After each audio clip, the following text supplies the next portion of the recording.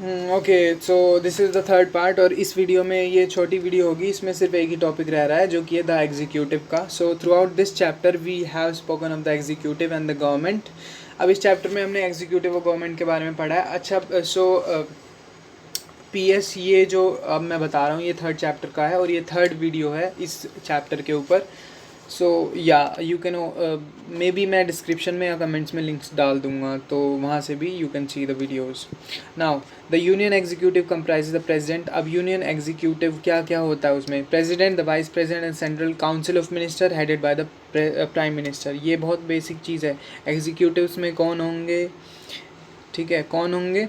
President, vice president and central council of ministers. When we speak of the government, we mean the council of ministers। जब हम government की बात करते हैं तो हम काउंसिल ऑफ मिनिस्टर्स बोलते हैं। देखो, लोकसभा में और राज्यसभा में वैसे मिनिस्टर्स बहुत होते हैं, बट प्राइम मिनिस्टर जो है बेसिकली चूज़ करता है कि उसके साथ उसके खास कौन होंगे। That is called the council of ministers. ठीक है, अब तो ये एक अलग से टीम होती है, उन्हीं नेताओं में से चूज़ करे जाते हैं ये मेंबर्स। ठीक है, मतलब यूजुअली यही होता है। अभी हम बात करें प्रेसिडेंट की, जो कि इसी में होता है, प्राइम मिनिस्टर की हेल्प के लिए ही होता है। फॉर एग्जांपल, अगर कोई बिल पास होना है तो इसका जो है साइन होता है। So the president is the head of the state.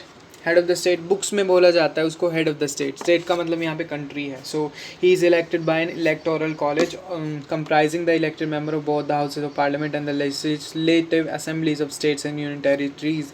इसको कौन इलेक्ट करता है? कौन इलेक्ट करता है? Elected members of both the houses. ठीक है, मतलब लोकसभा और राज्यसभा, और स्टेट, और जो लेजिस्लेटिव असेंबलीज होती है स्टेट्स की, उसके भी मेंबर्स जो होते हैं वो इलेक्ट करते हैं। ठीक है, तो तीन जगह के लोग हो गए, Lok Sabha, Rajya Sabha and legislative assemblies of state and union territories. The president is elected for a term of 5 years. देखो, लोकसभा में भी तो 5 ईयर्स का ही होता है, एक सरकार का टेन्योर ही 5 ईयर्स का होता है, तो प्रेसिडेंट भी ऑब्वियसली 5 ईयर्स का ही होगा, बट मे बी री इलेक्टेड फॉर सेकेंड टर्म के लिए भी री इलेक्ट हो सकता है।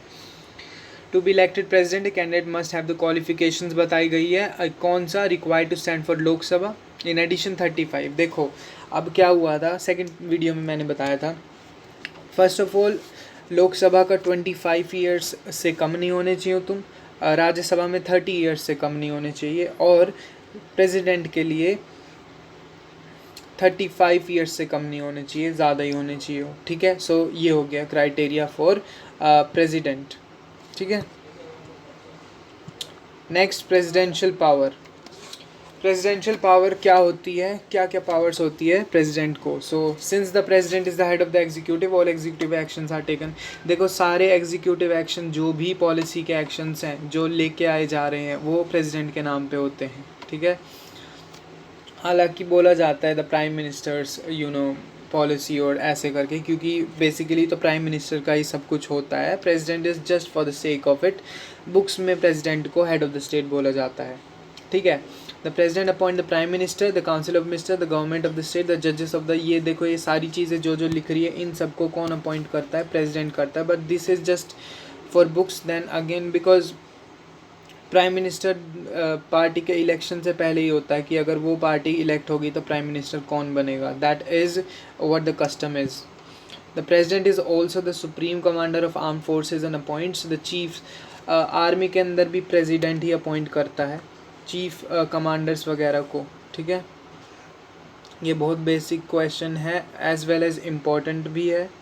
तो ये या दिस कैन बी ऑफ 3 और 5 मार्क्स। ठीक है, you have already read that the president summons and suspend parliament. ये सारी चीज़ें पहले पढ़ ली हैं कि समोन्स करता है और सस्पेंड करता है पार्लियामेंट को, सेशंस करवाता है। ठीक है, he can also declare state of emergency. Emergency कौन डिक्लेयर कर देता है? प्रेसिडेंट, बट कौन बोलता है एमरजेंसी डिक्लेयर करने के लिए? प्राइम मिनिस्टर ऑब्वियसली बोलेगा, तब प्रेसिडेंट जो है एमरजेंसी डिक्लेयर करता है।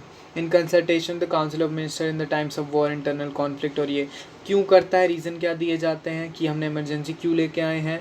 देखो, सबसे पहले काउंसिल ऑफ मिनिस्टर्स जो है वो प्रेसिडेंट प्राइम मिनिस्टर की सुनते हैं, और वाइस वर्सा। ठीक है, इनकी टीम होती है और प्रेसिडेंट को फिर सुननी ही पड़ती है जो इनका डिसीजन होता है। बट इसमें इमरजेंसी क्यों आती है?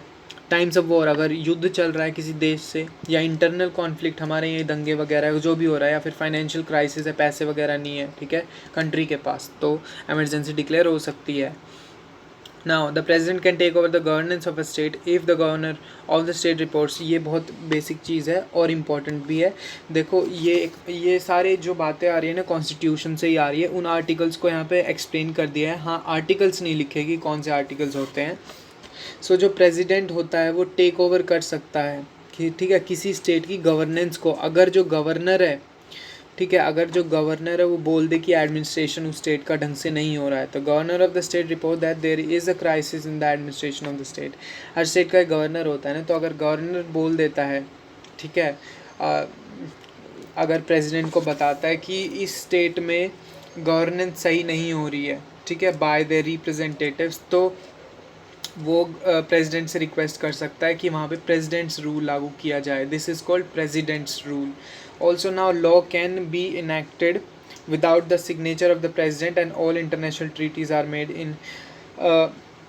जो भी इंटरनेशनल ट्रीटीज़ या फिर कोई भी लॉ होते हैं उस पे लास्ट में साइन किसका होता है? प्रेसिडेंट का। तो क्या लिख रहा है, कोई भी लॉ जो है वो इनेक्ट नहीं हो सकता without the signature of the president, ठीक है, ये चीज़ है इसके अंदर।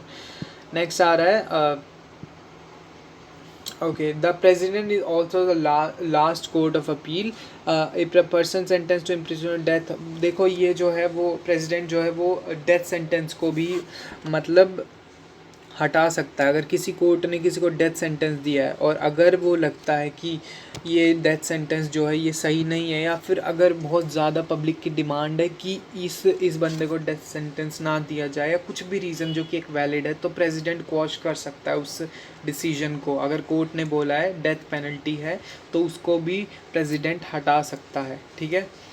ट्रू पोजीशन देखो अब क्या है, वेट,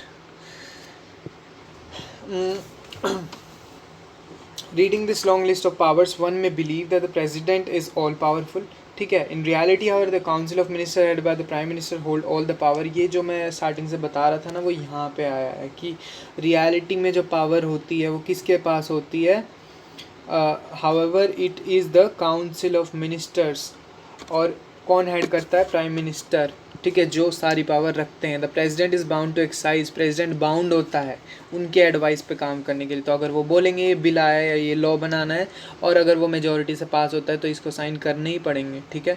हालांकि ये वापस भेज सकता है, और ये बिल का जो कैसे बिल आता है, कैसे लॉ बनता है, ये सारा प्रोसीजर होता है। अगर तुम्हारे सिलेबस में होगा तो आई विल टेल इट, नहीं तो फिर फर्दर क्लासेस में आएगा। The president does not have the option of asking the council of minister reconsider, ठीक है। ये वही बात आ गई जो मैंने बोली कि इसके पास ऑप्शन ही नहीं होता है कि तुम भाई रिकन्सिडर कर लो, उसको साइन करने ही पड़ेंगे। ज़्यादा से ज़्यादा एक बार वो बोल सकता है उनको कि तुम रिकन्सिडर कर लो, लास्ट में वो साइन करता ही है। So the president does not have the option of asking the council of ministers to reconsider its advice on a particular matter, but if the council of ministers does not agree, the president has no option but to accept। अगर वो agree नहीं करते हैं फिर भी council of minister, तो president को भी वो एक्सेप्ट करना पड़ता है। Originally constitution did not specify that the president is bound to, originally constitution में नहीं लिखा था कि प्रेसिडेंट जो है बाउंड है एडवाइस फॉलो करने के लिए। There were debates on this issue, constituent assembly में इस इशू पर डिबेट्स हुई थी स्टार्टिंग में, and even after constitution was adopted these debates were put to rest by an amendment. अब ये डिबेट्स कब शांत हुई कि एक अमेंडमेंट आया। अमेंडमेंट क्या होता है वो मैंने फर्स्ट चैप्टर में बताया है। सो अब देखो, now refusal by the president to act in the advice of the council of ministers would amount to violation of constitution, lead to his or her impeachment। क्या आ गया अमेंडमेंट में, क्या था कि रिफ्यूज़ल अगर होगा by the president to act on the advice of the council of, अगर वो रिफ्यूज़ कर देता है कि इनकी बात नहीं सुनता है तो उसकी इम्पीचमेंट हो सकती है, ठीक है। Okay, then this is the last page and paragraph. Thus the president is merely nominal head होता है। नॉमिनल मतलब नामचारे का, और ये चीज़ मैंने स्टार्टिंग में बता दी थी, इसका वैसे कुछ नहीं होता, ये नॉमिनल हेड है, इसका सिर्फ नाम का हेड है, ये इसको साइन करने होते हैं लास्ट में जो भी लॉ बनेगा उसके ऊपर। नाउ वाइस प्रेसिडेंट क्या है? The vice president is elected by the members of both house of parliament for a term of 5 years के लिए ही ये इलेक्ट होता है, same as every other. Now he और she function as the president in अगर president नहीं है, फॉर एग्जांपल अगर इल हो गया है, वो बीमार हो गया है प्रेसिडेंट, तो ये जो है फंक्शंस परफॉर्म करेगा प्रेसिडेंट का, ठीक है। ये ऑल्सो राज्यसभा का चेयरपर्सन भी होता है, ये आया था ना कि presided by the vice president Rajya Sabha के केस में, तो ये वही चीज़ है, ये चेयरपर्सन होता है। बट ये ना दोनों टाइम पे एक चीज़ नहीं कर सकता। फॉर एग्जांपल अगर ये प्रेसिडेंट की पोस्ट निभा रहा है जब प्रेसिडेंट नहीं है, तो उस टाइम ये चेयरपर्सन नहीं रहेगा राज्यसभा का। बट अगर ये चेयरपर्सन है तो ये वो काम नहीं करेगा, तो ये एक ही काम एक टाइम पे हो सकता है। अच्छा, prime minister usually the head of the party that wins the majority. Head होता है यूजुअली, है ना। अब जैसे इन द करंट गवर्नमेंट जो प्राइम मिनिस्टर मोदी हैं, वो स्टार्टिंग से ही सबको पता था अगर बीजेपी जीतती है तो कौन प्राइम मिनिस्टर बनेगा, ये स्टार्टिंग से ही पहले से पता था, ठीक है। सो या ये पहले से प्री डिसाइडेड होता है, ठीक है। तो अगर वो पार्टी जीतती है तो पहले से ही ये कन्फर्म्ड होता है। So wins the majority of the Lok Sabha seats become the prime minister. In the case of coalition the head of the party with the greatest number of seats from among the. अगर coalition है, देखो दो parties की coalition है, ठीक है। तो उसमें जिस पार्टी की ज़्यादा सीट्स होती है उस पार्टी का हेड जो है प्राइम मिनिस्टर बनता है, ठीक है। और अगर वो दोनों पार्टी ना फिर से एक दूसरे के सपोर्ट नहीं कर पा रही हैं, वो यही चूज़ नहीं कर पा रही कौन प्राइम मिनिस्टर बनेगा, तो फिर उनकी जो है कोएलिशन टूट जाती है, फिर मेजॉरिटी नहीं आएगी, ठीक है। तो ये चीज़ें डिसाइड करनी पड़ती है। Now it is the prime minister who is the real head of the union executive. बहुत ही ज़्यादा इंपॉर्टेंट लाइन है ये। प्राइम मिनिस्टर जो होता है वो होता है real head of the union executive.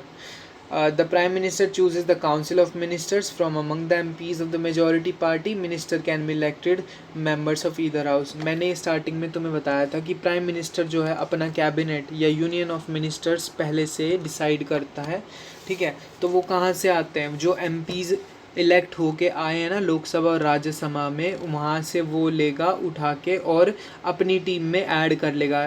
Team तो पूरी ही होती है, ठीक है, but at the same time ये बहुत स्पेशल लोग होते हैं जिनको अलग अलग मिनिस्ट्री दी जाती है, ठीक है। इनको स्पेशलाइज्ड फील्ड दी जाती है कि जिसका काम तुम संभालोगे। अब आता है काउंसिल ऑफ मिनिस्टर्स, यही इसके ऊपर ही डिटेल में आ रहा है। And this is the last topic. Now the ministers have different responsibilities और portfolios. For example defence finance, देखो ये जो मैं बता रहा था ना अलग अलग फील्ड होती है, तो ये क्या क्या हो जाती है, जैसे कि डिफेंस हो जाएगी, ठीक है।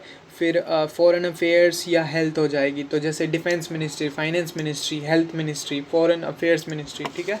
सो ये है usually A cabinet minister is given charge of a portfolio. Portfolios इन्हें ही बोल रहा है, ठीक है। उसको एक कैबिनेट मिनिस्टर को चार्ज मिल जाता है एक पोर्टफोलियो का। Cabinet minister of ministers of state under them, और दो सम मिनिस्टर्स ऑफ स्टेट में हैंडल पोर्टफोलियोज इंडिपेंडेंटली। तो कैबिनेट मिनिस्टर्स के बाद नीचे मिनिस्टर्स होते हैं डिफरेंट स्टेट्स में जिनको वो हैंडल करते हैं, ठीक है। और इन कैबिनेट ऑफ मिनिस्टर्स को प्राइम मिनिस्टर हैंडल करता है। अब देखो deputy minister are the junior most in the hierarchy of minister. अब जो डिप्यूटी मिनिस्टर होता है वो जूनियर मोस्ट होता है, ठीक है। कई केसेस में नहीं भी होते हैं डिप्यूटी मिनिस्टर्स, ठीक है। So they assist cabinet minister and minister of the state. वो कैबिनेट मिनिस्टर को मिनिस्टर ऑफ स्टेट को असिस्ट करते हैं। देखो कैबिनेट मिनिस्टर क्या है, जो टीम अभी प्राइम मिनिस्टर ने चूज़ की है, that is union of ministers, ठीक है, ठीक है, उसको कैबिनेट बोला जाता है। यहाँ पे इंडिया में देसी लैंग्वेज में बोल देते हैं कि कैबिनेट ने ये डिसीजन लिया है, ऐसा कुछ, ठीक है। और मिनिस्टर ऑफ स्टेट जो कौन है, इसको जो है कैबिनेट जो है उनके नीचे होते हैं मिनिस्टर्स, उनको वो हैंडल करता है। Now the council of minister work as a team, which means council of ministers है एक टीम की तरह वर्क करते हैं, जिसका मतलब होता है they are collectively responsible to the parliament.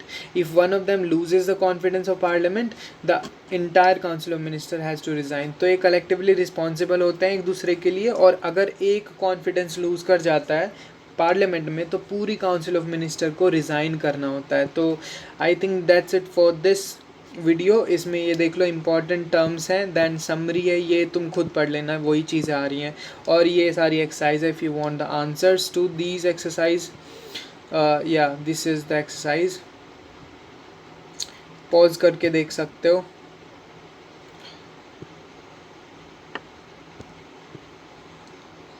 ठीक है, okay, that's it for the video. If you have any kind of question or yeah doubt, so you can comment down below. So that's it for the video, and yeah.